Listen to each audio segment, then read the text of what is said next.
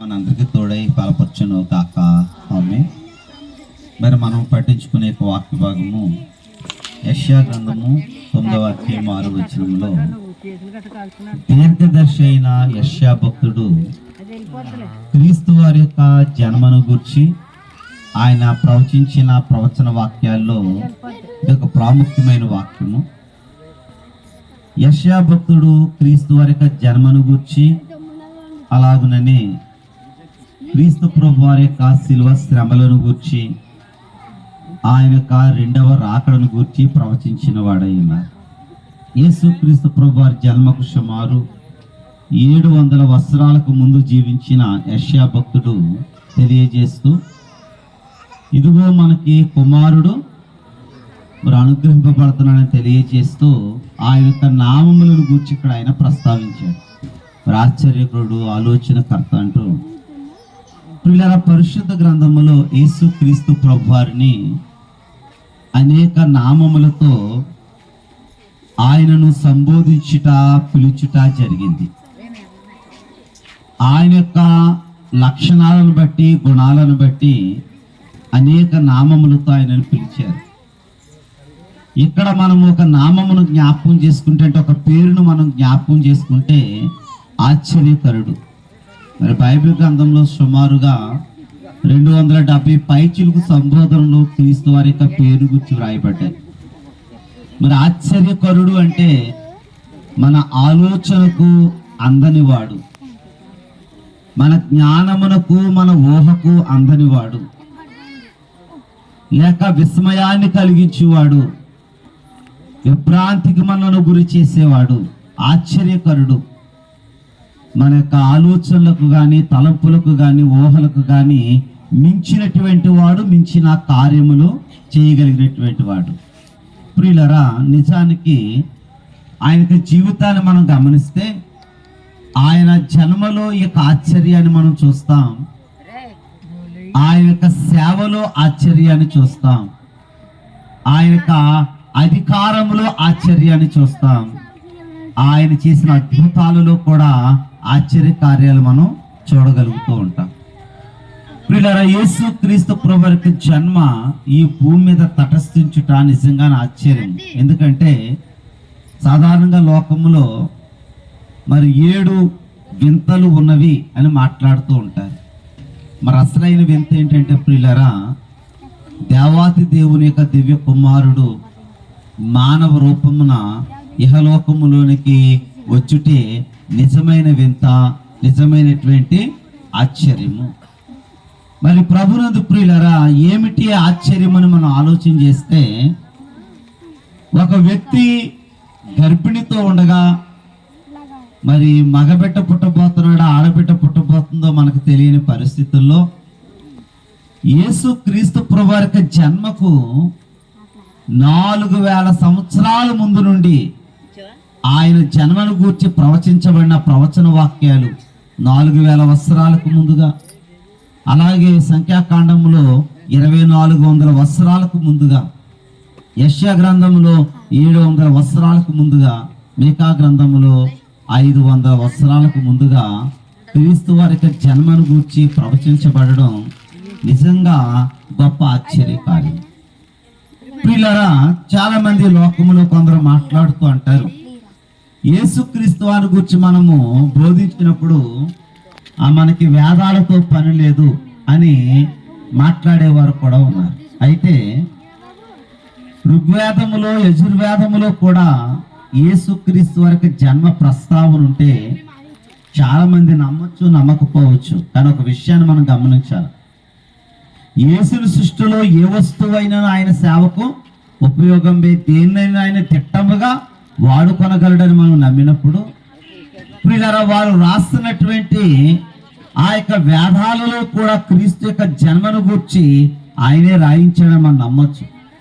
ఎందుకంటే ఈశపుత్రం జమావతి కుమారి గర్భ సంభవం అంటే దేవుని యొక్క కుమారుడు కన్యక గర్భాన జన్మించబోతూ ఉన్నాడు అని మరి వేదాలలో ప్రవచించబడడం.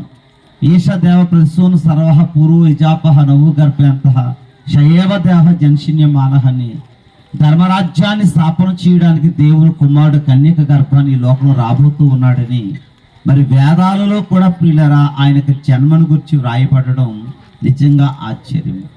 వేళ మన ప్రభు ఆశ్చర్యకరుడు. ఇంత గొప్ప దేవుడు పశువుల పాకలో జన్మించడము కూడా ఆశ్చర్యమే. పేదవారి ఇంట జన్మించడము ఆశ్చర్యమే. ఎందుకంటే ఆయన గనులైన వారి ఇంట ఉంటే అందరికీ ఆయన అందుబాటులో ఉండడు.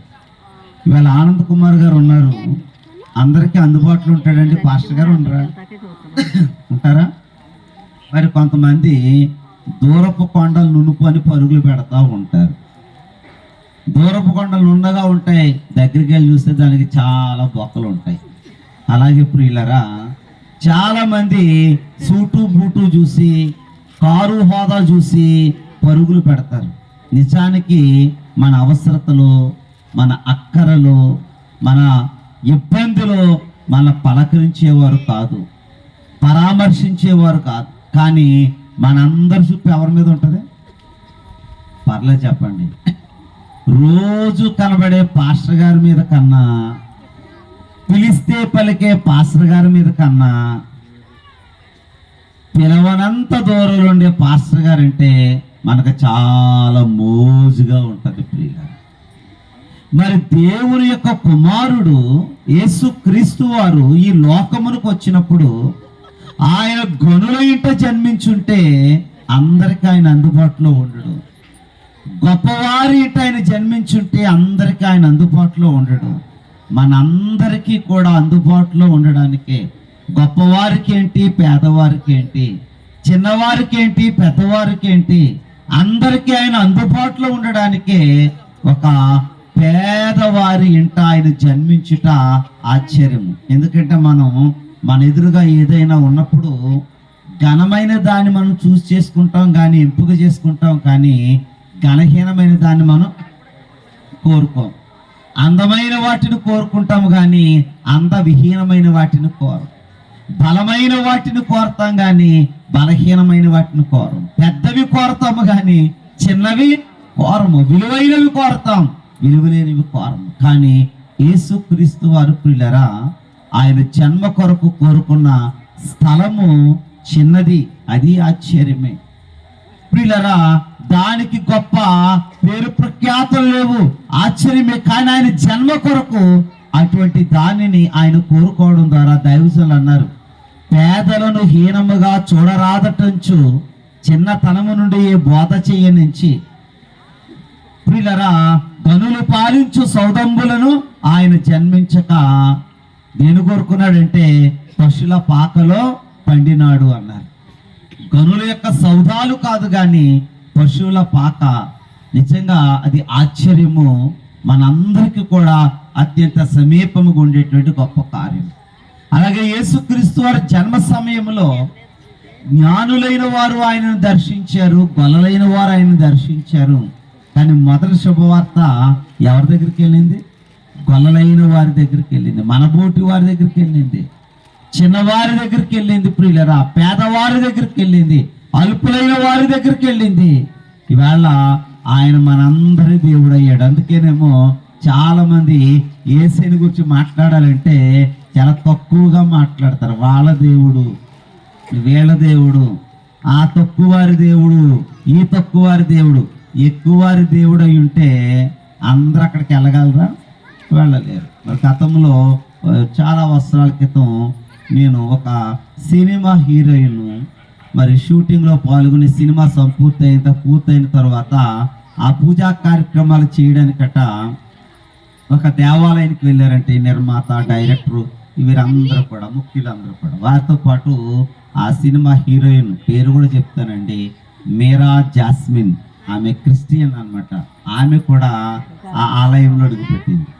ఆమె ఆలయంలో అడుగుపెట్టి వచ్చిన తర్వాత ఆలయ కమిటీ వారు, బయట వారు ఏమన్నారంటే, ఈమె మన ఆలయంలో అడుగుపెట్టింది కనుక మన ఆలయం అపవిత్రమైపోయింది.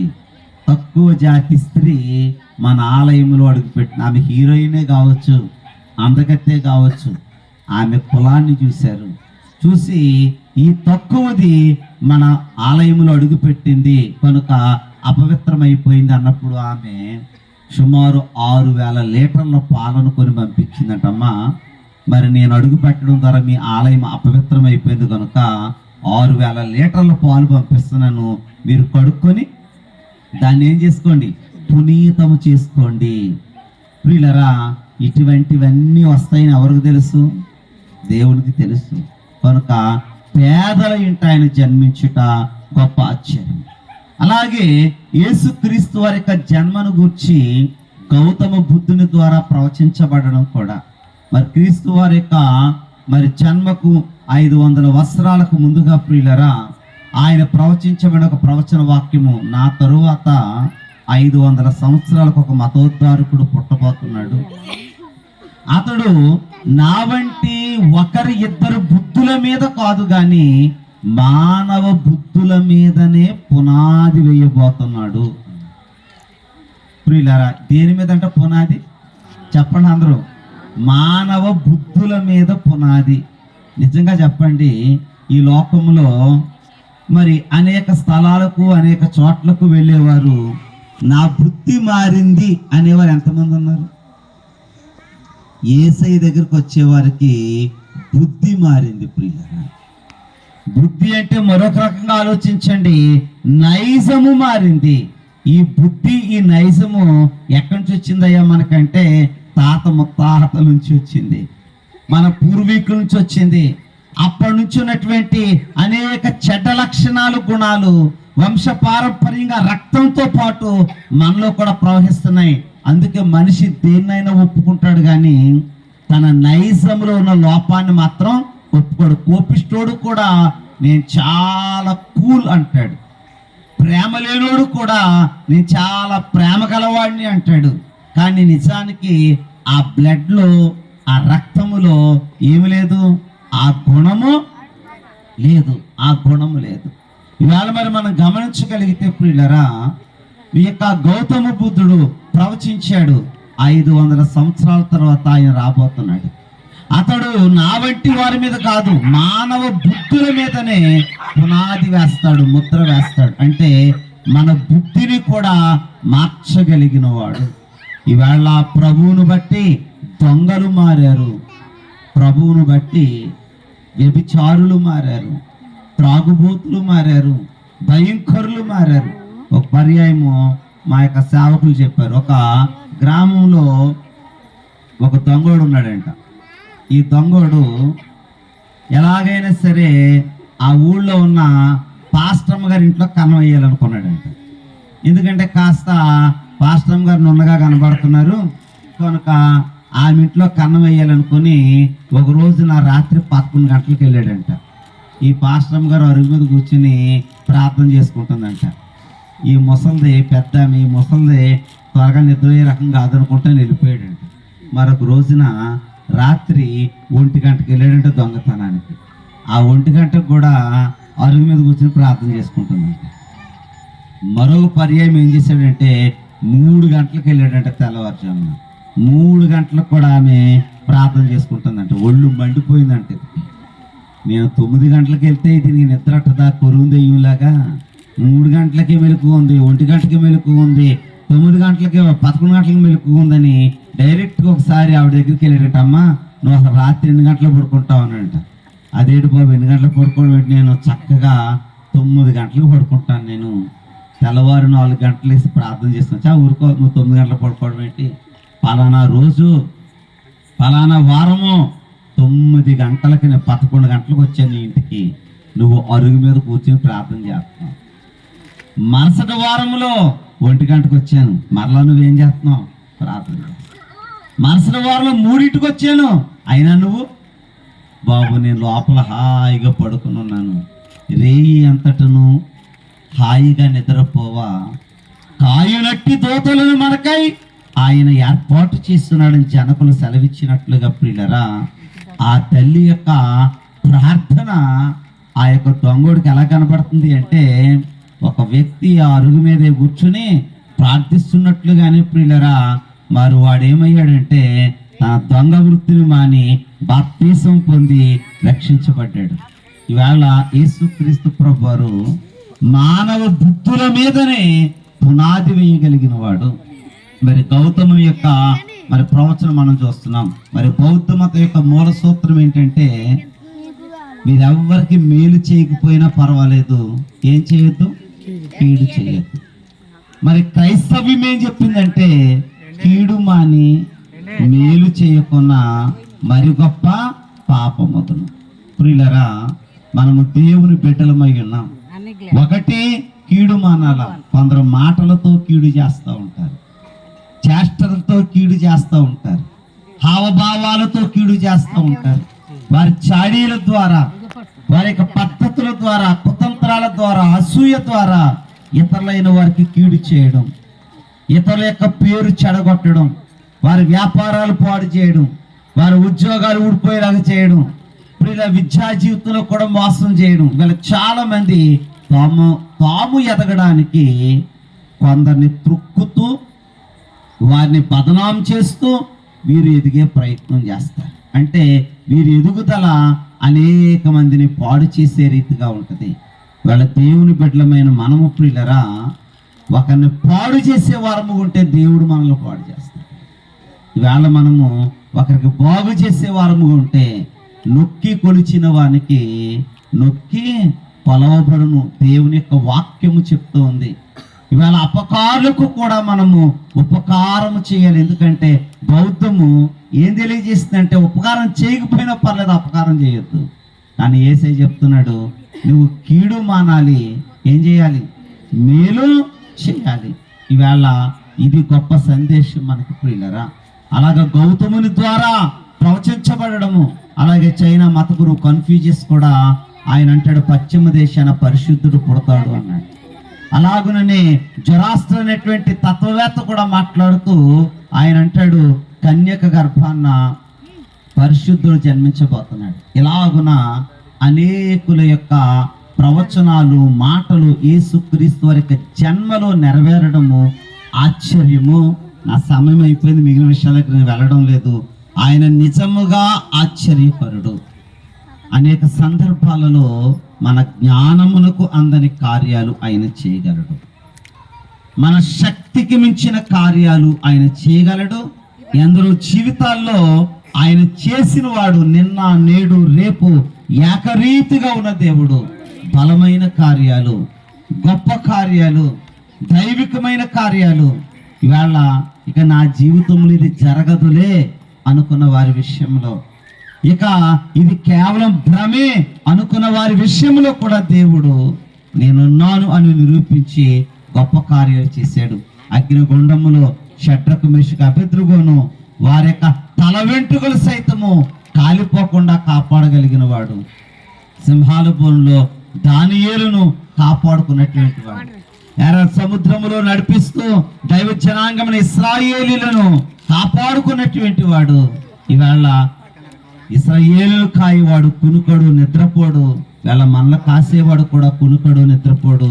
ఆయన గొప్ప కావలికర్త, అద్భుతాలు చేసే దేవుడు, ఆశ్చర్యకరుడైన దేవుడు. మరి పండుగలు ఎక్కించిన మనము కూడా నిజంగా మనసు పెట్టి, ప్రభు నా జీవితంలో నువ్వు ఆశ్చర్య కార్యము చెయ్యి అని నిన్ను నీవు దేవునికి అప్పగించుకుంటే, నిన్ను నీవు దేవునికి సమర్పించుకుంటే, నీ బుద్ధి మార్చుకుంటే, బుద్ధి మారినంత వరకు నీ రాత కూడా మారదు. చాలా మంది దేవుని యొద్దకు వస్తారు కానీ వారి బుద్ధి మారదు. కానీ దేవుని యొక్క దీవెన కావాలి అనుకుంటారు. వారి గుణాన్ని మార్చుకోరు, దేవుడు దీవించాలి అనుకుంటారు. అది అసాధ్యం. ఎందుకంటే అపవిత్రమైన పెదవుల నుండి వచ్చు ప్రార్థన ఆయన ఆలకించడు. ఇవాళ నిజంగా మనము పశ్చాత్తాపముతో మన పాపమును ఒప్పుకొని, ఎవరి యొద్ద తప్పు చేసామో నిజంగా వారి యొద్దకు వెళ్ళి మన అపరాధాన్ని ఒప్పుకొని దేవుని యొక్క పాదములు పట్టుకుంటే దేవుడు నిజంగా గొప్ప. మీరు అనుకోవచ్చు, ఆ మాటలో ఏముందండి అనుకోబోకండి. బైబిల్ ఏం చెప్తుందో తెలుసా? నీ నోటి మాటను బట్టి నీ దేహమునకు వ్యాధి కలుగుతుందని వాక్యం చెప్తుంది. నీ నోటి మాట నీకు శిక్షను తీసుకొస్తుందని వాక్యం చెప్తుంది. వీళ్ళ మాటే కదా అనుకోకండి, వీళ్ళ మాట చాలా ప్రాముఖ్యము. మరి మనం అనుకుని మర్చిపోతాం కానీ దేవుడు ఏం కాదు, మర్చిపోయేవాడు కాడు. గనుక మరి యొక్క పండుగలు ఎక్కించే మనమందరమును దేవుని యొక్క నిజమైన ఆశ్చర్య కార్యాలు మన జీవితంలో అనుభవించాలంటే మనం దేవునికి సమర్పించుకుందాం. మన బుద్ధిని మార్చుకొని దేవుని వైపు చూద్దాం. అట్టి కృప దేవుడు మనకు అనుగ్రహించును గాక. ఆమేన్. నాకు ఇటు సమయం ఇచ్చిన అయ్య గారికి నా నిండు కూడా తెలియజేస్తున్నాను.